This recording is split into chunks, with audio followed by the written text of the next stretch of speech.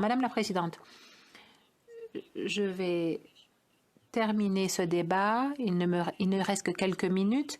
C'est surprenant de voir qu'ici, à la Chambre, un gouvernement qui est en poste depuis 8 ans, après cela, le prix des maisons a doublé. Le prix des paiements hypothécaires moyens ont doublé. Et si on n'a pas les moyens d'acheter, le prix des loyers a doublé.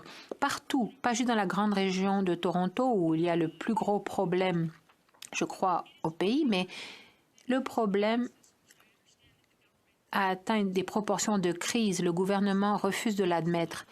C'est plus qu'une crise d'abordabilité, c'est aussi une crise communautaire, c'est une crise de cohésion sociale. On ne peut pas acheter une maison dans le Grand Toronto où on a grandi, on ne peut même pas se rapprocher. Et donc, nos institutions communautaires s'appauvrissent, deviennent plus faibles. Et les gens arrêtent d'aller au club Rotary, aux églises, aux mosquées, aux synagogues, tout ce qui fait de nos communautés des communautés. Quand ils déménagent loin de leur famille, c'est les petits-enfants qui ne voient pas leurs grands-parents, c'est les enfants qui ne voient plus leurs parents s'ils habitent loin les uns des autres.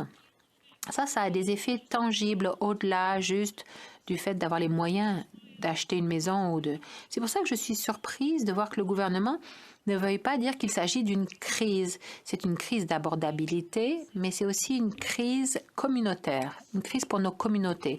Malgré les grandes quantités d'argent qu'on dépense à tour de bras pour résoudre le problème, les libéraux ont dépensé plus que tous les autres gouvernements combinés. Mon temps touche à sa fin, Madame la Présidente. Je poursuivrai ce discours une autre fois.